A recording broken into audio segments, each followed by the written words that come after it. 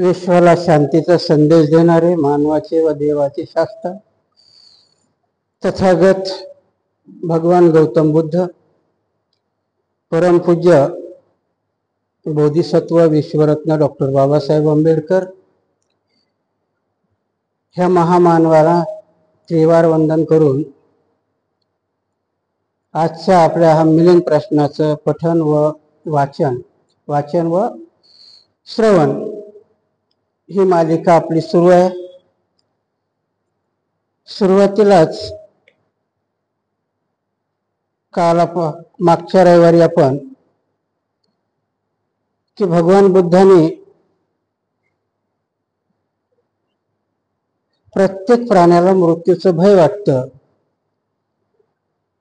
हे एका ठिकाणी म्हटलेलं आहे आणि आनंदाला म्हटले होते की आनंद आरंत हे भीतीच्या पलीकडे असतात. आणि याच्यावरती राजा मिलिंदाने विचारलेल्या प्रश्नाचं हे दोन प्रश्न एकत्र करून विचारले होते आणि त्याचं उत्तर भंते नागसेनाने दिलेलं आपण हे मागच्या रविवारी बघितलं.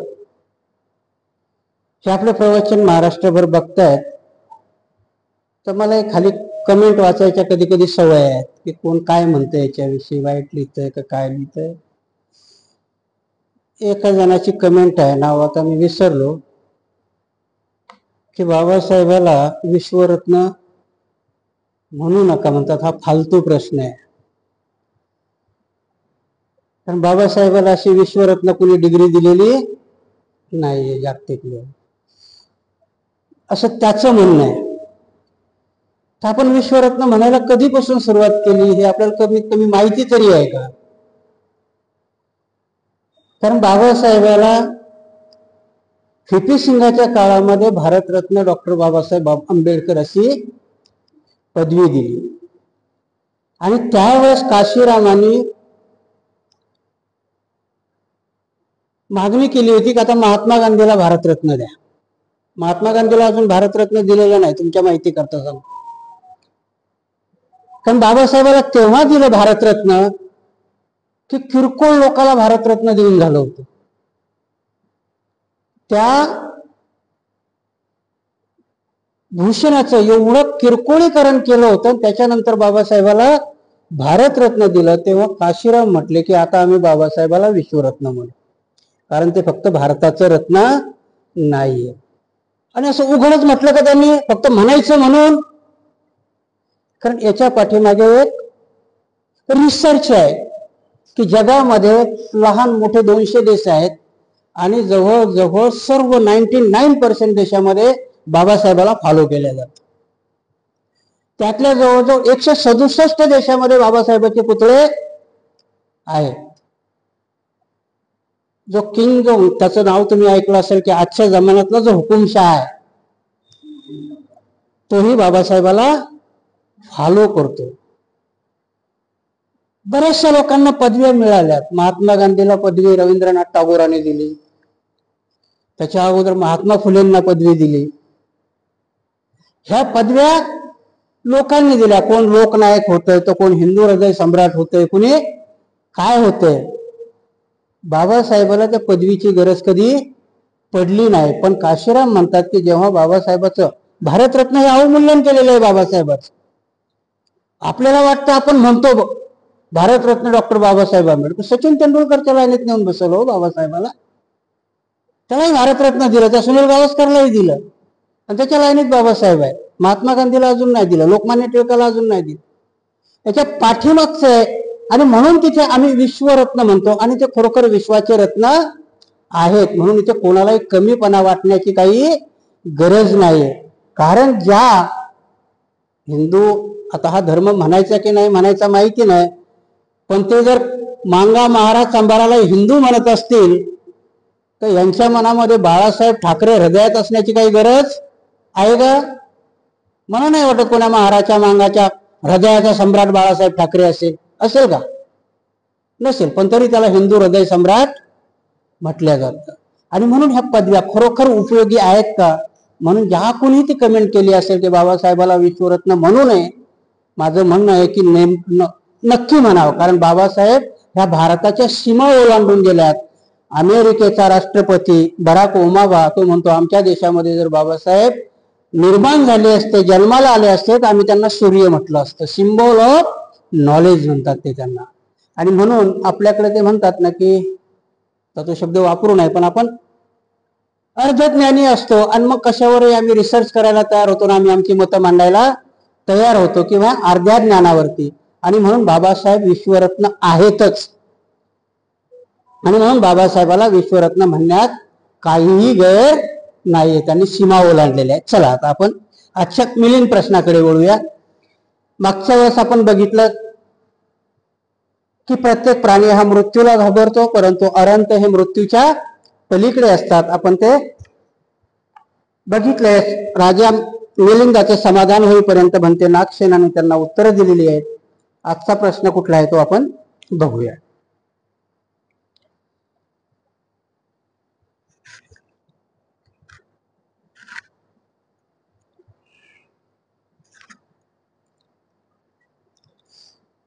मृत्यूच्या हातून सुटका. भंते नागसेन भगवान बुद्ध म्हणाले होते की न वरती अंतरिक्षात, न खाली सागराच्या मध्यात, न पर्वताच्या गुहात जाऊनी बैसा सुरक्षित. संसारा माझी ऐसे कोठे, नच कदापि सरळ भेटे. स्वजीवन राखाया जेथे नटे, मृत्यूच्या दृष्टीपासून. यासोबतच तथागताने परित्राणाचा देखील उपदेश केला आहे. यात रतन सुत्त, खंद परीत, मोर परीत, धज्ज गपरीत, अटानाटीय परीत, तसेच अंगुलीमाल परीत इत्यादी सुत्ते उपदेशलेली आहेत. भंते नागसेन जर अंतरिक्षात उडून, खाली समुद्राच्या तळाशी जडून, मोठमोठ्या प्रसादावर चढून, पर्वताच्या पठारावर जाऊन किंवा जंगली गुहेत बसले तरी सुद्धा मृत्यूच्या जबड्यातून प्राणिमात्राची सुटका होऊ शकत नाही. तर मग परित्राणाचा पाठ खोटा ठरतो. आणि जर परित्राणाचा पाठ केल्यामुळे मृत्यूपासून सुटका होत असेल तर अंतरिक्षात, खाली समुद्र तळातीमध्ये कुठेही दडून बसले तरी मृत्यूच्या हातून सुटका होऊ शकत नाही.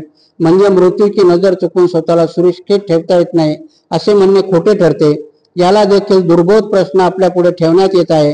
कृपा करून याही प्रश्नाचे आपण सविस्तर उत्तर द्यावे आणि धर्मविरोधकाचे तोंड बंद करा. प्रश्न असा की भगवान बुद्ध म्हणतात की माणूस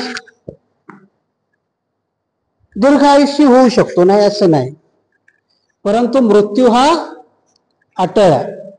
कारण मृत्यूपासून आजपर्यंत कुणीही वाचलं नाही आणि याच्या बऱ्याचशा कथा त्रिपिटकामध्ये आलेल्या आहेत. परंतु भगवंत दुसऱ्या ठिकाणी परत आनंदाला म्हणतात की आनंदा, जर परित्राण पाठ केला तर मृत्यूही टाळता येऊ शकतो. आणि मग इथे राजा मिलिंद हाच प्रश्न विचारतो की भगवंत जर एका ठिकाणी म्हणतात की मृत्यूला पर्याय नाही, मृत्यू हा अटळ आहे, आणि दुसऱ्या ठिकाणी आनंदाला म्हणतात की आनंदा, परित्राण हे मृत्यूलाही रोखू शकतं, मृत्यूलाही टाळू शकतं, मग यातलं कुठलं तरी वाक्य खोटं असलं पाहिजे. आणि म्हणते की कारण पुढे फ्युचरमध्ये, भविष्यामध्ये ह्याच प्रश्नावरती लोक धम्माला लांछन लावतील किंवा धम्माची नालस्ती करतील, म्हणून तुम्ही याचं उत्तर देऊ शकता. पुढे उत्तर देणारे असतील किंवा नसतील माहिती नाही. तर ह्या दोन प्रश्नाचं उत्तर तुम्ही द्या की भगवंतानी हे दोन प्रश्न म्हटले तर हे खरोखर भगवंतानी म्हटले का, एक म्हटलं आणि एक नाही म्हटलं, आणि जर दोन्ही म्हटले असतील तर मग एक खोटं आहे कुठलं तरी, आणि भगवंत कुठलंही वचन खोटं होत नाही असं तुम्हीच म्हणता. तर मग याचा उत्तर द्या. भंते नागसेनाने याला खूप सुंदर उत्तर दिलेलं आहे. भंते नागसेन म्हणतात की महाराज, भगवंतानी दोन प्रश्न घ्या, आणि याचे आपण प्रत्येक ठिकाणी घेतलं की दोन प्रश्न मागच्या याच्यात आपण खूप त्याचं सविस्तर वर्णन बघितलंय की कुठल्या परिप्रेक्षमध्ये कुठलं वाक्य वापरलेलं ते संयुक्तिक होतं. तर भगवान बुद्धाने आपल्या देशनेमध्ये की जेव्हा सांगितलं की मृत्यू हा अटळ आहे, भगवान बुद्ध दुःखाची कारण सांगताना जसं जन्म हे दुःखाचं कारण आहे तसं मृत्यूही हे दुःखाचं कारण आहे, दोन्ही दुःखाचे कारण आहेत. आणि म्हणून भगवंताने सांगितलं की मृत्यू हा अटळ आहे. किसा गौतमी जेव्हा त्यांचा मुलगा घेऊन भगवंताकडे जाते तेव्हा भगवंत तिला त्या नगरामधून, ज्या घरामध्ये मृत्यू नाही झाला, तिथल्या मोहरी आणायला सांगतात. कारण भगवंताला काय दर्शवायचं असतं की ह्या जगामध्ये असं कुणीही नाही की जे अमर झालंय. एक सिद्धांतिक सांगतात की पृथ्वी साधारणतः 70 लाख वर्षापूर्वी असती, म्हणजे पृथ्वीवरती जीव निर्माण झाला. ती तशी 4000 करोड वर्षाचं तिची ही सांगतात, पण जीव निर्माण होण्याची 70 लाख. म्हणून एका वैज्ञानिकही सांगितलं की आपण ज्या जागेवर बसलो त्या जागेच्या खाली किमान 10 लोकांची प्रेत आहेत. आपण कितव्या जागेवर बसलो? 11व्या जागेवर बसलेलो आहोत आपण. जेव्हा आपण मरू तेव्हा आपण ते 11वे असू. त्यांनी ते लिमिट म्हटलं. मग तुम्ही विचार करा की 70 लाख वर्षामध्ये किती लोक मेले असतील. म्हणून खाली उकरलं तर जसे बुद्धाचे पुतळे सापडतात तसं काही ना काही कलेवर पण सापडतो, कुठेही कुकरा.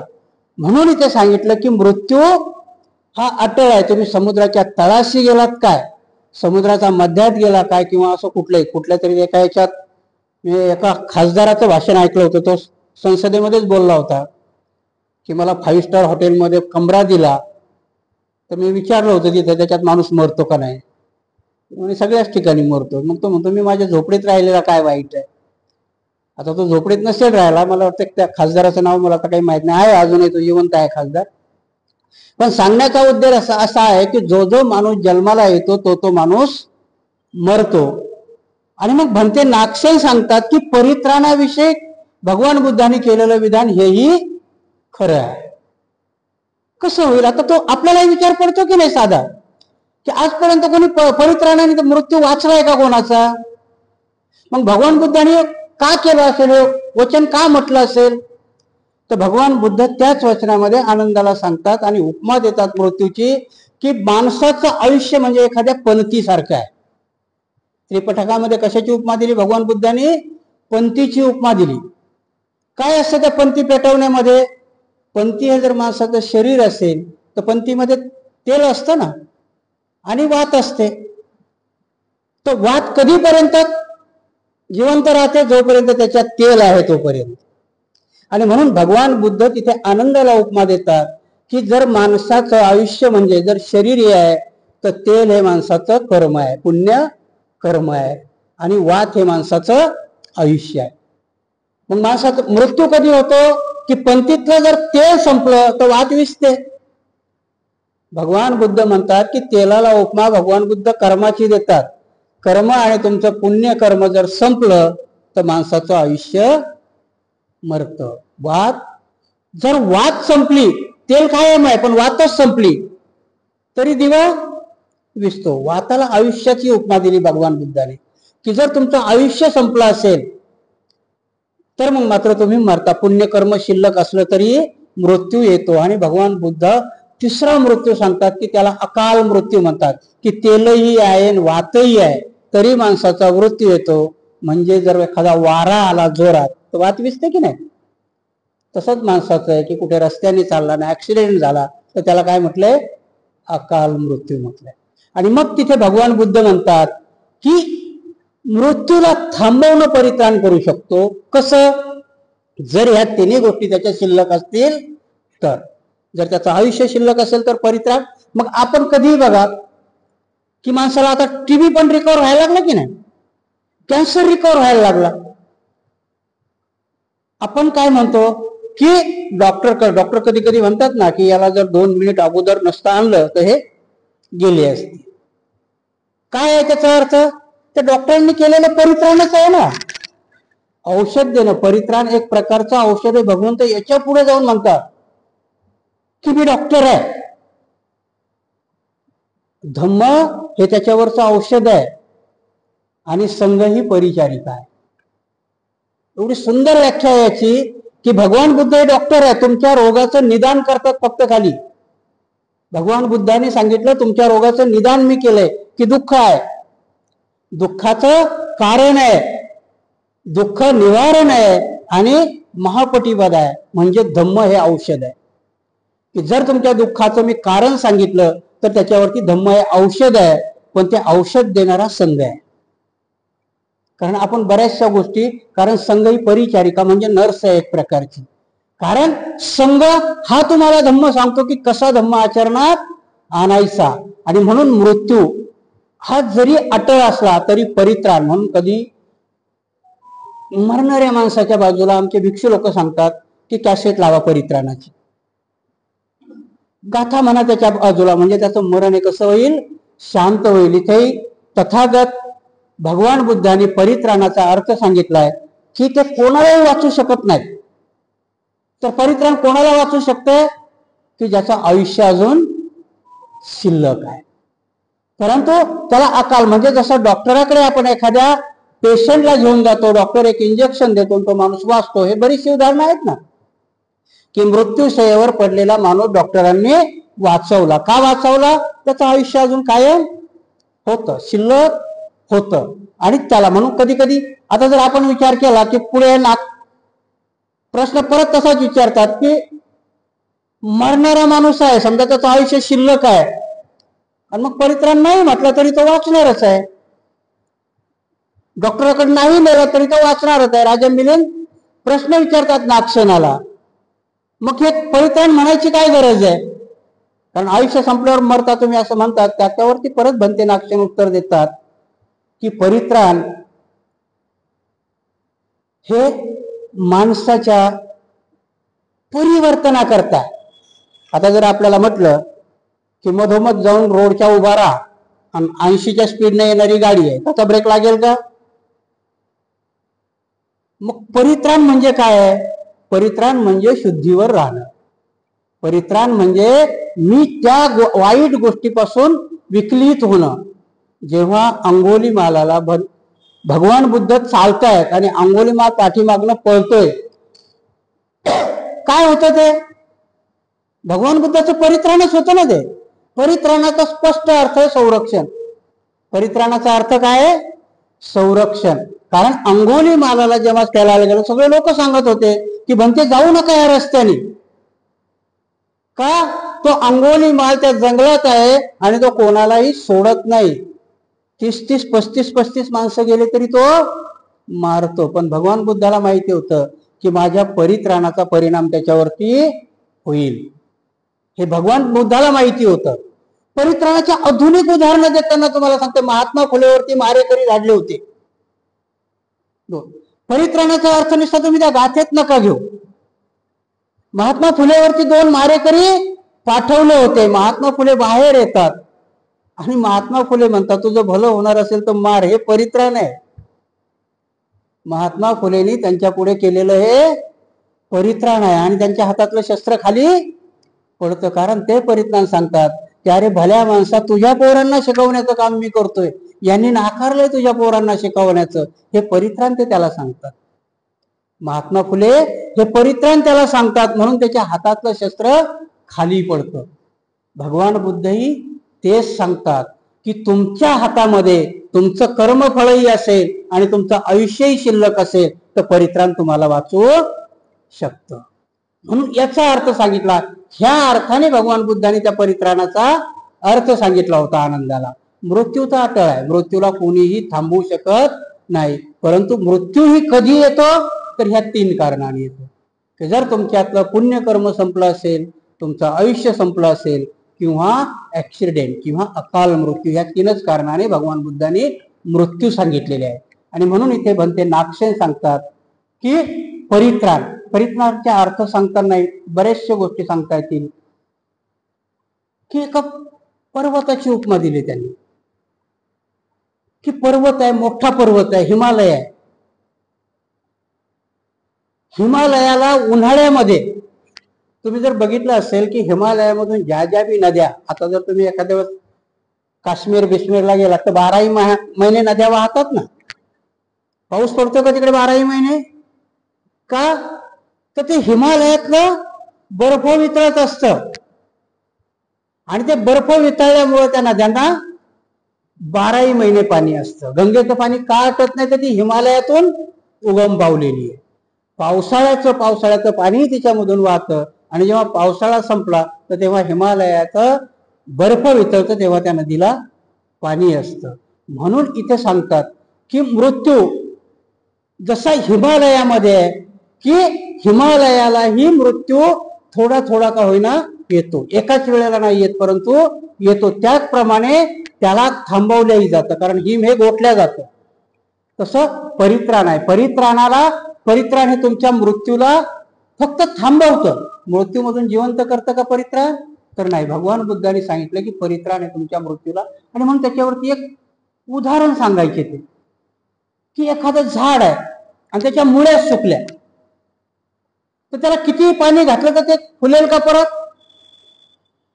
कारण मूळ जोपर्यंत जिवंत आहे तोपर्यंत त्याला पाणी घातलं. आता बघा आपल्याकडं, आता माझ्याच गार्डन मध्ये तुम्ही जर आलात विहारामध्ये, 8-8 दिवसाला पाणी येतं. आपल्याला प्यायला ना आंघोळीलाच पाणी नाही, त्या गार्डनला द्यायला पाणी आहे का? आणि मग जेव्हा आम्ही कधीतरी पाणी आलं की मग त्याला मारतो, बघतो वरून सगळं सुकलेलं असतं, पण पाणी दिलं की बुडातून पालवी यायला सुरुवात होते, कारण ते मुळं जिवंत असतात. म्हणून भगवान बुद्धांनी सांगितलेला तो सिद्धांत आहे की जर तुमचं कर्म असेल, म्हणजे मुळं शिल्लक असतील, तर त्याच्यावर पाणी टाकलं तर ते बहरून येणार. तसं परित्राण पाठ काम करतं. परंतु मृत्यू मात्र, तुमचं आयुष्य संपलं तर मृत्यू हा अटळ आहे, त्याला कोणी थांबवू शकत नाही. याचं उदाहरण देताना परत उदाहरण देतात. कारण आपण जर आधुनिक असं उदाहरण एका ठिकाणी उदाहरण दिलेलं आहे की एक कबूतर आहे, एक मुंगी आहे आणि एक पारधी आहे. कबुतराचा नियमाचा काय की ती मुंगी पाण्यात पडलेली आहे, कबूतर वरचं पान तोडतं त्या पाण्यात टाकतं, त्या पानावरती मुंगी चढते आणि ती किनाऱ्यावरती येते, पण तीही तिचं परित्राण सोडत नाही. कारण एक पारधी नेम धरून त्या कबुतराला मारायला असतो तेव्हा ती मुंगी त्याच्या पायाला चावते आणि त्याचा नेम फुकतो. हे परित्राण असतं. कारण एकमेकांनी केलेलं परित्राण, कबुतराने परित्राण केलं, पान टाकून मुंगी वाचली, मुंगीने परित्राण केलं, त्या पारध्याच्या पायाला चावली आणि कबूतर वाचलं. ही सांगणारी गोष्ट साधी असते, परंतु याच्यातून आपल्याला परित्राण कळलं पाहिजे. परित्राण म्हणजे नुसत्या गाथाच आहेत का?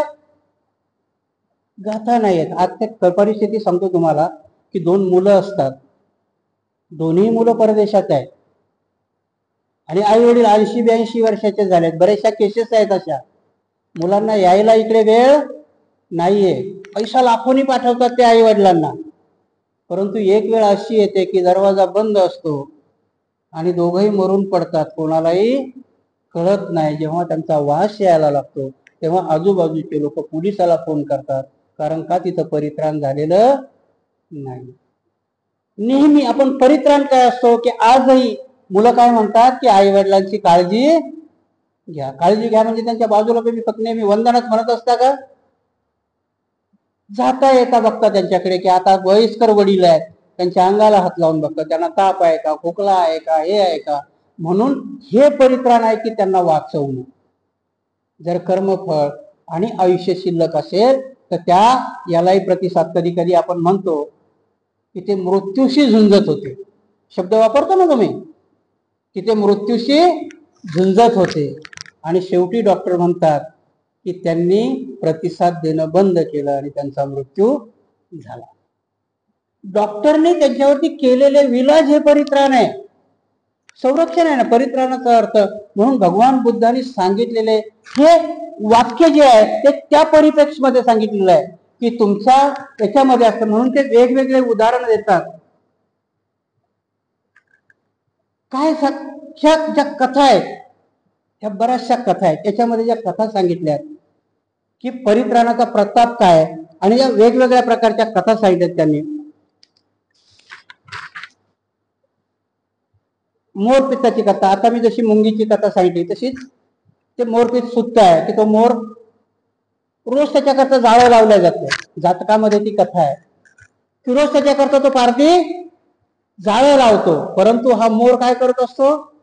परित्राण करत असतो. परित्राण करणं म्हणजे सावध असणं. तो त्या जाळ्यात अडकत नाही, पण ज्या दिवशी तो परित्राण करायचं सोडतो त्या दिवशी त्या पारध्याच्या जाळ्यात सापडतो. सांगण्याचा उद्देश असाच आहे की जोपर्यंत आपण आपल्या कुठल्याही गोष्टीची सुरक्षितता करत नाही, आपण त्याला सुरक्षित ठेवत नाही, तर त्याच्यावरती मृत्यूचा घाला लवकर घातला जातो. अकाल मृत्यू, अकाल मृत्यूला काय म्हणतात की परित्राण सोडणं. अकाल मृत्यू कधी येतो? तर आपण परित्राण सोडलं तर. आपल्याला नियम बनवलेला आहे की गाडी चालवताना हायवेला नेहमी डाव्या हाताने चालवावी, नियम आहे की नाही. परंतु दारूच्या धुंदीत जेव्हा तो नियम तोडून रस्त्यात जातो म्हणजे त्यानं परित्राण तोडलेलं असतं, मग ऍक्सिडेंट होतो आणि मृत्यू येतो. म्हणून मृत्यू की जसं त्या मोराने परित्राण करणं सोडलं जातं कथेमधल्या, तशी दुसरी दानवाची कथा सांगितली त्यांनी. इथे दानवाच्या कथेमध्ये ते लिहितात की तो दानव काय करतो की त्याला आपल्या पत्नीवरती, खूप सुंदर असते त्याची पत्नी, आणि मग त्या पत्नीला सुरक्षित ठेवायची म्हणून तो एका पेटीत घालतो आणि स्वतःच गिळून घेतो आणि पोटात ठेवतो. जातक कथेमधली कथा आहे. परंतु तो एक विद्याधर असतो, तोही परित्राण करतो आणि तोही त्याच्या पोटात जातो, तिच्या बरोबर कर्मभोग करतो. ही जातकातली कथा आहे. इथे तर राजनाक्षण भंतेजी सांगतात की जेव्हा या राक्षसाला कळतं तेव्हा तो आपल्या पोटातली पेटी काढतो, आणि जेव्हा त्या विद्याधराला मारायला जातो तेव्हा विद्याधर पळून जातो, कारण त्यानं परित्राण केलेलं असतं. ही जातकातली कथा आहे. बघा, मी याला जोडूनच सांगतो, ह्या जातकातल्या कथा कशा हिंदू धर्माने विकृत करून सांगितल्या आणि मनोरंजक केल्या. आता ही एवढीच कथा आहे जातकामध्ये की तो राक्षस आपल्या पत्नीला आपल्या पोटामध्ये धारण करतो, परंतु विद्याधर आत पोटामध्ये जाऊन तिच्या बरोबर समागम करतो, कारण परित्राणाने असतो. याच्या पुढे जाऊन त्यांनी केलं. तुम्हाला जर माहित असेल की देवांचा गुरु कोण आहे, त्यांच्याकडे देव आणि दानव ह्या दोन संकल्पना ठेवल्यात ना त्यांनी, राक्षस आणि देव.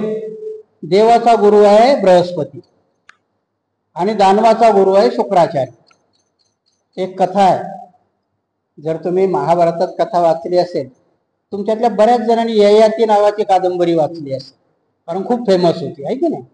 ययाती हा त्या वंशामधला आहे आणि तो ययाती एवढा श्रीलंपट आहे की विचारू नका. आणि त्याच्यामध्येच आलेली ही शुक्राचार्याची कथा. शर्मिष्ठा ही शुक्राचार्याची पोरगी, शुक्राचार्याची पोरगी, शर्मिष्ठा राजाची पोरगी आहे, देवयानी शुक्राचार्याची पोरगी आहे. आणि शुक्राचार्याजवळ संजीवनी मंत्र आहे, म्हणून जेव्हा देवाचं आणि राक्षसाचं युद्ध होतं, राक्षस मेला की हा संजीवनी मंत्र म्हणतो, राक्षस परत जिवंत होतो. देवांना कोडं उघडत नाही, काय चालू कसे जिवंत होतात ते, आम्ही मारतो जिवंत कसे होतात. मग नंतर त्यांना कळतं की या शुक्राचार्याजवळ संजीवनी आहे, याचाच अर्थ ते परित्राण आहे, की ते अकाल मृत्यू येऊ देत नव्हते होते. म्हणून बाबासाहेबही सांगतात की राक्षस कोणाला म्हटलं गेलं होतं, तुम्हाला नाही मला, शुक्राचार्य. त्यावेळेस ही कथा कशी केली पुढे. बृहस्पतीचा मुलगा आहे कच, काय त्याचं नाव, बृहस्पतीच्या मुलाचं नाव कच. तो शुक्राचार्याच्या शरीरात प्रवेश करतो, तिथे शिकतो संजीवनी विद्या आणि तिथून बाहेर येतो. ही जी दानवाची कथा सांगितलेली आहे त्याच भाषांतर करून त्यांनी ती कच आणि याची की संजीवनी शिकले तो शुक्राचार्याच्या पोटात शिकला. याला अजून जर एक कथा ऐकली असेल तुम्ही, हिंदू धर्मात बऱ्याचशा ह्या जातकातल्या विकृत केलेल्या कथा आहेत, ज्या परित्राणाला सरून सांगतो मी. एक अजमल म्हणून आहे की अजमलाची कथा आहे हिंदू धर्मामध्ये. खूप सात्विक असतो तो माणूस. कुठपर्यंत आहे, भगवान बुद्धाचं जातक, त्या अजमल जातक म्हणून कुठपर्यंत जातं की भगवान बुद्ध सांगतात की ज्या वेळेस महाप्रजावती भगवंताकडे जाते आणि स्त्रियांनाही संघात प्रवेश द्या म्हणून सांगते, भगवंत नाही सांगतात. भगवान बुद्ध काय सांगतात, स्त्रियांना प्रवेश देणार नाही. ती रडते, जाते परत. आनंद विचारतात काय झालं म्हणून, तर ते म्हणतात तथागत नाही देत मला. जे आनंद भगवंताच्या कुठल्याही शब्दाच्या बाहेर जात नाही, इथे मात्र प्रत्युत्तर करतात आणि ते विचारतात की तथागत फ्युचर मध्ये लोक म्हणतील की तुम्ही जो समतेचा संदेश देताय, भगवान बुद्ध समतेच्या विरोधात आहे म्हणतील लोक, कारण तुम्ही स्त्रियांना संघात प्रवेश देत नाहीये. त्याला काहीतरी कारण तरी असलं पाहिजे ना. स्त्री ही अहर्त पदापर्यंत जाण्याच्या लायक नाहीये का, तर भगवान म्हणतात नाही नाही नाही नाही तसं नाहीये. स्त्री ही अरंत होऊ शकते, पण स्त्रियाला संघात स्थान देण्याला मला व्यवहारिक कारण आहे. आणि तिथे ते एक जातक सांगतात. कुठलं जातक सांगतात की ते सांगतात की तो अजमल, आनंदाला सांगतात की अजमल एवढा सात्विक होता. बघा तुमच्या डोक्यात येते की त्यांनी स्त्रीला दोष नाही दिलेला. आजही बरेचसे लोक भगवान बुद्धाला या प्रश्नात अजूनही पकडतात की स्त्रियांना भगवान बुद्धांनी, कारण अजूनही तुम्ही जर विनयात गेलात तर 100 वर्षाची प्रव्रजित स्त्री जरी असली तरी 1 दिवसाच्या प्रव्रजित भिक्षूने तिच्या वंदन करू नये असं नियमात आहे विनय. तर त्याला उत्तर देताना काय म्हणतात बाकीचे हिंदू लोक की भगवान बुद्धांनी अजूनही स्त्री आणि पुरुषामध्ये भेद केला. विनयात आहे, तुम्ही जर विनय पिटकामध्ये गेला तर आजही त्या विनय पिटकात म्हटलेलं आहे की प्रव्रजित 100 वर्षाची स्त्री असेल तरी 1 दिवसाच्या प्रव्रजित भिक्षूने तिला प्रणाम करू नये. आता तुमच्याही डोक्यात आलं असेल की नाही की असं कसं बुद्ध म्हटले, पण विनयात तर आहे अजून. याची ती अजमल जातक सांगतात भगवान बुद्ध की का स्त्रीला मी का नाकारतो, स्त्री दोष नाहीये, ते पुरुषात दोष दाखवतात. आणि अजमल जातक सांगताना ते सांगतात की तो एवढा सात्विक होता आणि रोज एका गार्डन जवळून तो जायचा. त्या गार्डन जवळ त्याला एक जोडपं दिसायचं, ते आपसात प्रेम करत असायचं. मनात म्हणायचं नाही मला तिकडे बघायचं नाही कारण मी हे आहे. पण माणसाची प्रवृत्ती असते. त्या जातकात भगवान काय सांगतात की माणसाची एक प्रवृत्ती असते की जी गोष्ट करू नको म्हटले की ती हटकून करतो. तो तिथून तर पास होतो पण वळून चोरून बघतो. आजही तुम्ही जर गेलात तर गार्डन मध्ये पोरं पोरी बसलेले असतात की नाही, बघताना काय होते, दूर जातो माणूस आणि परत बघतो त्यांच्याकडे. ते ओशो एक कथा सांगायची, खूप सुंदर कथा सांगायची. ते म्हणायचे मी एका तलावाजवळ जायचो, माझा एक शिष्य माझ्यासोबत असायचा, आम्ही त्या तलावाच्या काठी बसायचो. एक दिवस माझा शिष्य मला बोलला की भगवंत जरा मी तिकडून चक्कर मारून येतो. तो गेला म्हणे तिकडे बघायला आणि परत आला तर नाराज होऊन आला. मी विचारलं काय झालं रे? म्हणे जे बघायला गेलो ते वेगळंच होतं. काय बघत होता? म्हणे तिथे एक आंघोळ करत होते, मोठमोठे केस होते, मला वाटलं बाई आहे आंघोळ करते म्हणून जाऊन बघावं. मग म्हणे समोरून जाऊन बघितलं तर पूर्ण गाडी होती, म्हणजे साधू होता. ब्रह्मनिराज झाला. अरे म्हणजे भल्या माणसाने मी रोज बघतो त्याला, तो रोज आंघोळ करतो. म्हणून पुरुष, ओशो सांगतात की पुरुष हा चंचल आहे. आजपर्यंत कुठल्याही स्त्रीने आपण होऊन हे केले ना, पुरुष लंपट झालेला आहे. आणि म्हणून त्या अजमलाची कथा सांगताना भगवंत सांगतात की तो बघतो चोरून, सात्विक आहे, खूप याने वागणार आहे, परंतु चोरून बघतो. प्रत्यक्ष त्याचा तो दिनक्रम होतो रोज बघण्याचा. आणि एक दिवस त्या जोडप्यातला माणूस नसतो, फक्त ती बाईच असते. आणि मग याच्या मनाचं काहूर उठतं आणि तो जाऊन तिला विचारतो, सात्विकपणाने विचारतो की आज तुमच्या समोरचे तुमचे मिस्टर कुठे गेले? तर ती म्हणते ते माझे मिस्टर नव्हते. ती म्हणते मी नगरवधू आहे. नगरवधूचा अर्थ काय? मी वेश्या आहे. आणि तो पैसे देऊन माझ्या बरोबर रोज इथं गार्डन मध्ये येत होता. भगवंतानी ह्या जातकामध्ये सांगितलं की हा अजमल तिथे पागळतो आणि मग तिला विचारतो की मीही रोज आलेलो चालेल. आणि म्हणून मी स्त्रियांना प्रवेश नाकारला. हा स्त्रीमध्ये दोष नाही येणार, ही माणसं तिला भ्रष्ट करते. ती कथा, आता ती कथा पुढे कशी केली हिंदू धर्मामध्ये इथपर्यंतच आहे. जातकामध्ये ही कथा इथपर्यंत आहे. ही चोरली त्यांनी पुढे कशी केली की त्यांचे साधू त्यांच्या घरी येतात, कारण तिच्याबरोबर तो निसताच प्रेम नाही करत, तर तो अजमल तिच्याबरोबर विवाह करतो. हिंदू धर्मामध्ये त्याची बायको करून टाकली जाते, तिच्याबरोबर विवाह करतो. परंतु तिच्या गरजा भागवण्याकरता हा सगळ्या गोष्टी करायला लागतो. प्रेमात हातर, आता तिला जर सगळं द्यायचं तर मग हा चोरी करायला लागतो, खोटं बोलायला लागतो, सगळ्या गोष्टी करायला लागतो, लोकांचे खूनही करायला लागतो, कारण तिला खुश ठेवण्याकरता. आणि मग त्याच्या घरी साधू येतात. ही हिंदूतली कथा आहे. तुमचं जातक कसं विकृत केलं पुढे ते सांगतात की त्यांच्या घरी साधू येतात आणि हा घरी नसतो. तर ती वेश्या जी याची बायको झालेली आहे ती सांगते की बाबा आता इथून जा, तो जर आला तर तुम्हाला मारेल. तो त्याला साधू विदुषी आता काही घेणं देणं राहिलेलं नाही. तर त्यांना ते जेवणही देते जा म्हणते. पण ते साधू पुढे गेल्यानंतर त्यांना साक्षात्कार होतो. काय साक्षात्कार होतो की आता आपण त्याला ज्ञान दिलं पाहिजे, शिकवण दिले पाहिजे. की जी बुद्धांनी सांगितले कुठल्याही घरी जर जेवला, भिक्षूला सांगितलंय की फुकट खाऊ नका, तुम्ही त्याला धम्म द्या. हेच विकृतीकरण त्यानं दिलं की आपण त्यांना सांगितलं पाहिजे, त्याला शिकवलं पाहिजे. ते परत येतात. ती बाई म्हणते कशाला परत आलात? नाही नाही म्हणे तिथे आम्हाला त्याला धम्म द्यायचा, जो वाईट मार्गावर चाललाय त्याला धर्म सांगायचा आहे. अरे बाबा म्हणे तो नाही ऐकणार तुमचा धर्म. पहिला धर्म बिघडून तर तो माझ्या नादी लागला. धार्मिक होता पहिला, माझ्या नादी लागून धर्म सोडलाय त्यांनी, आणि तुमचं ऐकून सोडणार आहे का तो आता? तर ते म्हणतात ठीक आहे, तो त्याला धर्म नाही सोडला तरी चालेल, पण आता तुला जो मुलगा होईल त्याचं नाव नारायण. काय सांगतात ते? त्याचं नाव नारायण ठेव.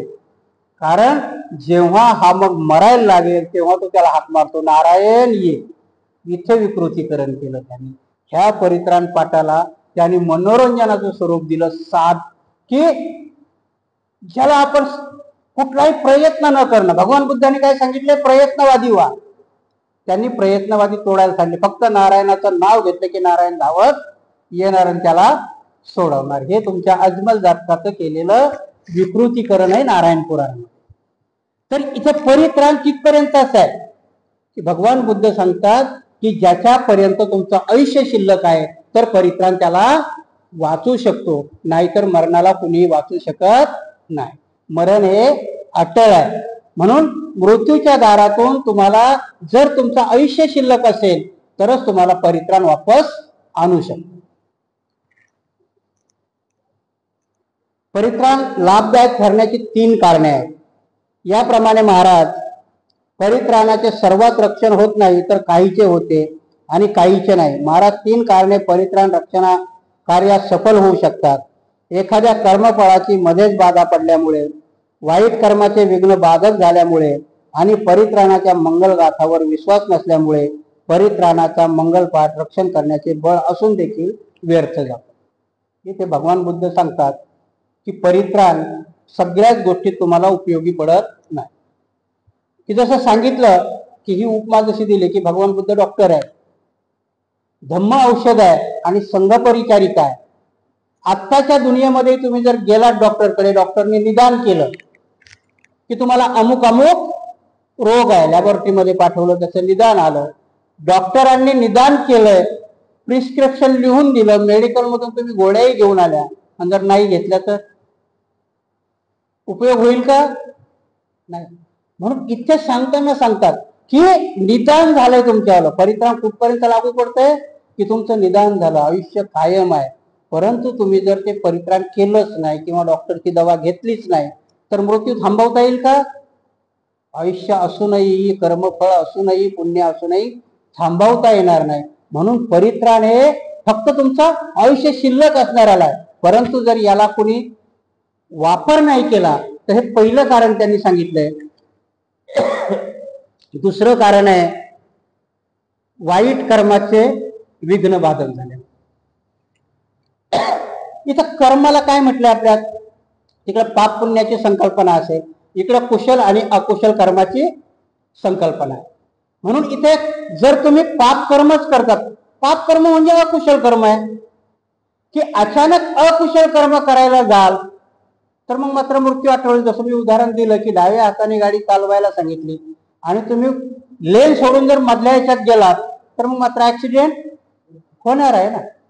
परित्राण सोडलेलं आहे तुम्ही, की कुठल्याही येतं ज्या अचानक येणारं विघ्न तेच परित्राण सोडणं, की कुठल्याही नियम बाह्य तुम्ही जर केला तर मग मात्र अटळ आहे. आणि तिसरं की परित्राणाच्या गाथेवर विश्वास नसेल.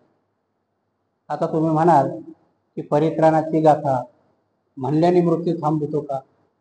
ते सगळे पर्यायी वाचक आहे.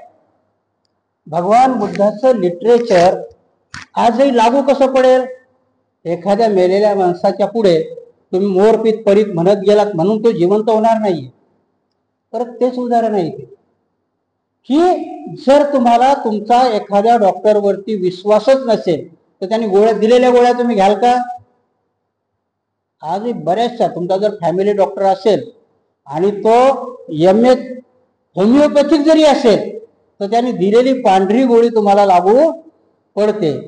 पण तो MD डॉक्टर आहे, त्याने निदान करूनही तुम्हाला गोळ्या दिल्यात पण तुम्हाला बरं वाटत नाही, कारण हा विश्वासाचा प्रश्न आहे. म्हणून तुमचा विश्वास किती आहे त्या गोष्टीवरती, तुम्हाला त्या परित्राणावरती विश्वास आहे की नाही. म्हणजे परित्राण म्हणजे तुमच्या सुरक्षा कवच.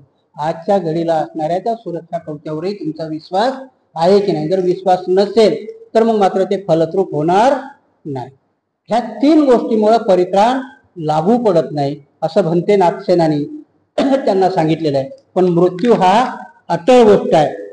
मृत्यू सवा काहीही आणि कसंही करून तुम्ही मृत्यूला वाचू शकत नाही. फक्त मृत्यूची कारणं जी 3 सांगितले भगवान बुद्धांनी, की पहिली गोष्ट तर तुमचं जर पुण्यकर्म संपलं, तुमचं आयुष्य संपलं किंवा अकाल मृत्यू आला, तर ह्या 3 कारणाने मृत्यू येतो, त्याला कोणीही थांबवू शकत नाही.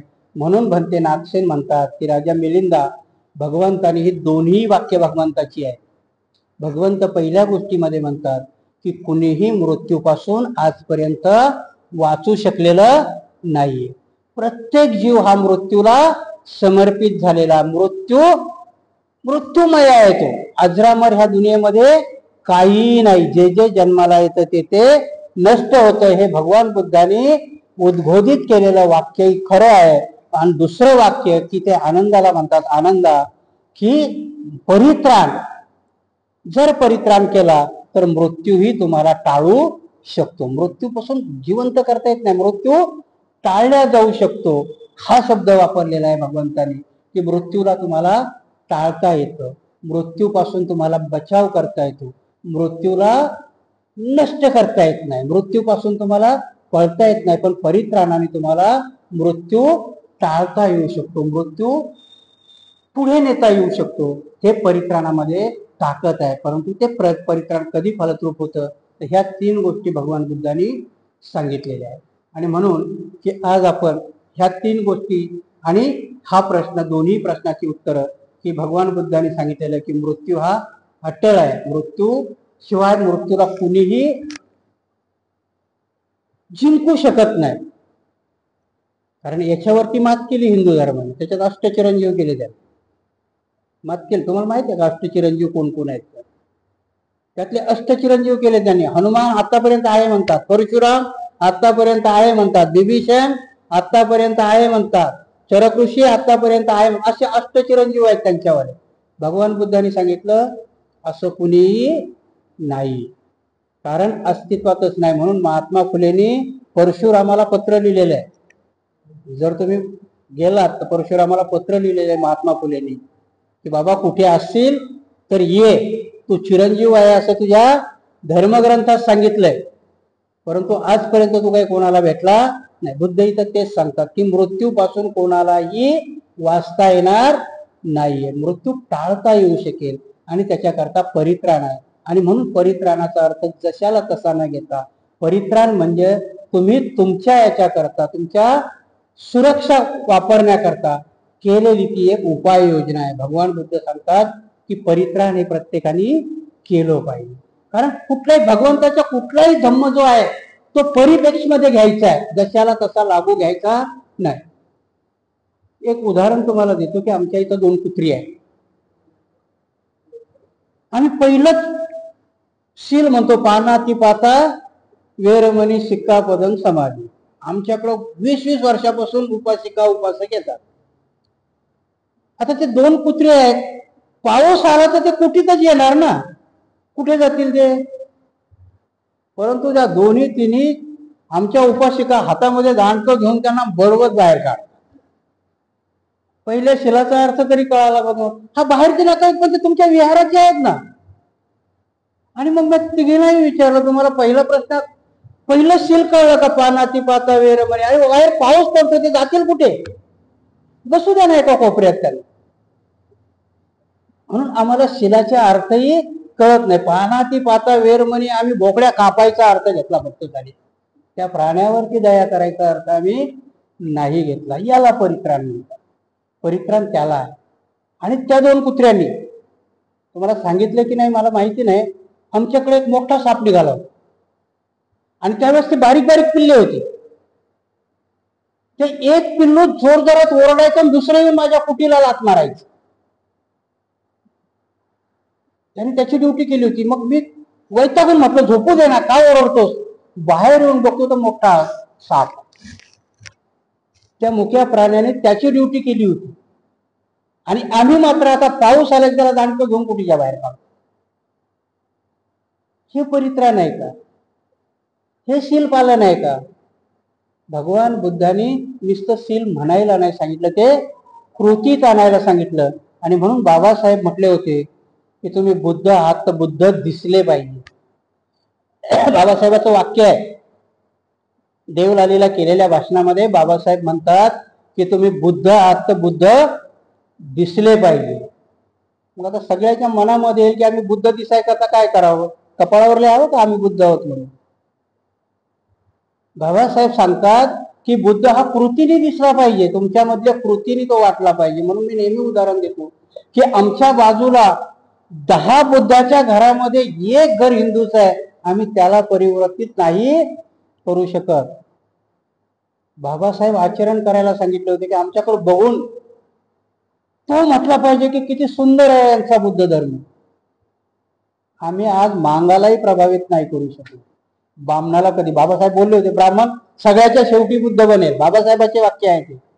आम्ही अजून मांगाला पण प्रभावित नाही करू शकलो. म्हणून बाबासाहेब आचरणाने बुद्ध व्हायला सांगतात. म्हणून परित्राण असेल, तुमचे शील असतील, हे कृतीशीलतेने घ्यायचा मार्ग आहे. नुसतं अंगुलीमाल सुक्त, आज आमचे भिक्षू लोक म्हणतात बाई गरोदर असेल आणि बाळांत व्हायला लागले की अंगुलीमाल सुक्त म्हणा. अरे ते नुसतं म्हणून लागू नाही पडणार. अंगुलीमाल सुक्त आज तिला दवाखान्यात नेणे, तिला दवाखान्यात घेऊन जा. अंगुलीमाल सुक्त इथं घरीच म्हणत बसाल तर बिचारी मरून जाईल अवघडली. कारण त्यावेळेसच्या सत्यक्रिया वेगळ्या होत्या, आजच्या सत्यक्रिया नाही आहेत. आजचं परित्राण पाठ तुमचं डॉक्टरापर्यंत घेऊन जाणार. आजचं परित्राण पाठ तुम्हाला दारू पिणाऱ्या माणसाला सांगावं लागेल की दारू सोड, नाही सोडलं तर तुझं लिव्हर खराब होईल. एक दिवस मी असाच रिक्षाने येत होतो, तो रिक्षा चालवणारा रिक्षा चालवायचा आणि इकडे तोंड करून थुकायचा. मी इकडे केलं, म्हटलं का करतोस रे बाबा. महाराज म्हणे तोंडात गुटखा आहे. अरे म्हटलं खाऊ नको, कॅन्सर बिन्सर होईल. हो भंतेजी जाऊ द्या म्हणे, ज्याने नाही कॅन्सर खाल्ला, ज्याने नाही गुटखा खाल्ला त्यालाही कॅन्सर होतो. मग काय करायचं म्हणे. मी त्याला साधं उदाहरण दिलं, म्हणून बरोबर आहे रे, सर्वाला होतो तो रोग, तो कोणालाही सोडत नाही. परंतु मृत्यू येताना गुटखा खाणाऱ्याचं मौत कुत्र्याच्या मौतीने होते, आणि ज्याने गुटखा नाही खाल्ला त्याला कॅन्सर झाला तो माणसाच्या मौतीने मरतो. ते चुपचाप झालं, पाणी पिलं, फुकून टाकलं, चालवत बसलं. सांगता आला पाहिजे आम्हाला. आम्ही प्रत्युत्तर होतो ना, त्याच्या प्रश्नात प्रत्युत्तर होतो, ते सांगतो. मग दारू पिणारही म्हणतो लिव्हर खराब त्यांचे होतं म्हणे किंवा नाही दारू पित त्याचे. हे तुम्हाला सांगता आलं पाहिजे. त्याला शील व्यवस्थित सांगता आलं पाहिजे. नुसतं पानाची पाता म्हणून नाही. आम्ही ज्या प्राण्याला आमच्या घरात पाळतो मग त्याच्यावरती आम्हाला ते प्रेम करता आलं पाहिजे, त्याची दया करता आली पाहिजे. परित्राण म्हणजे नुसती गाथा म्हणणं नाही, तर परित्राण आहे की तुमच्या घरातला माणूस आजारी असेल तर त्याला नुसती गाथा म्हणून नाही होणार, त्याचं परित्राण आहे. त्याला पर्टिक्युलर डॉक्टर पर्यंत घेऊन जाणं, पर्टिक्युलरची ट्रीटमेंट देणं, हे परित्राण आहे.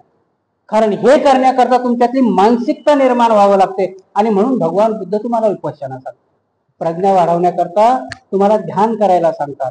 कारण ध्यानामध्ये आजही तुमचं जर काही हरवलं, तुम्ही तो बाहेर आहेत कुठेतरी आणि तुमचा मोबाईल घरी राहिला, तुम्ही दुसऱ्याच्या फोनवरून फोन करून सायलेन्स आहे, सापडत नाही, मग तुम्ही घरी पोराला सांगता की अरे बघ माझा मोबाईल घरी आहे का, जरा शोध. ते बरोबर शोधतोय पण सापडत नाही, पण तुम्हाला सांगतोय बाबा नाही सापडत. तुम्ही काय म्हणता, अरे जरा ध्यान देऊन बघ. काय म्हणता त्याला, ध्यान देऊन बघ, डोळे उघडे ठेवून बघ नाही म्हणत. कारण ध्यान तुम्हाला प्रज्ञा शिकवतं, ध्यान तुम्हाला अक्कल शिकवतं, ध्यान तुम्हाला परित्राण शिकवतं. आणि म्हणून परित्राण हे तुम्हाला ध्यानाच्या परिक्रियेपर्यंत घेऊन जाणं. म्हणून भगवान बुद्धाने वापरलेले दोन्ही वाक्य खरे आहे की मृत्यूपासून कोणालाही पळता येत नाही. समुद्रामध्ये गेला किंवा गगनचुंबीच्या, आजही तुम्हाला ती कुठली तरी अवकाशामध्ये होती ना ती सुनीता विल्यम, मला वाटतं तिथेही तिला मृत्यू येणारच होता, कारण ती खूप कमी झाली होती. म्हणून वरती गुरुत्वाकर्षणाच्या वर जरी गेलं तरी मृत्यू अटळ आहे, तो येतो. परंतु परित्राण म्हणजे तुम्ही अकाल मृत्यूपासून परित्राणाने तुम्हाला वाचवता येऊ शकतं. भगवान बुद्धाचे दोन्ही वाक्य खरे आहे, हे भगवान बुद्धानेच बोललेले आहे. आणि इथे राजा मिलिंदाचं समाधान होतं. वेगवेगळ्या प्रकाराने उत्तरं देऊन नागसेन भंतेजी त्याचं समाधान करतात. मला वाटते तुमचंही समाधान झालं असेल. तुम्ही परित्राणाचा अर्थ व्यवस्थित घेऊन त्यानुसार आचरण कराल अशी अपेक्षा व्यक्त करून आजचा प्रश्न आपण इथेच संपूया. बाकी पुढच्या वेळेस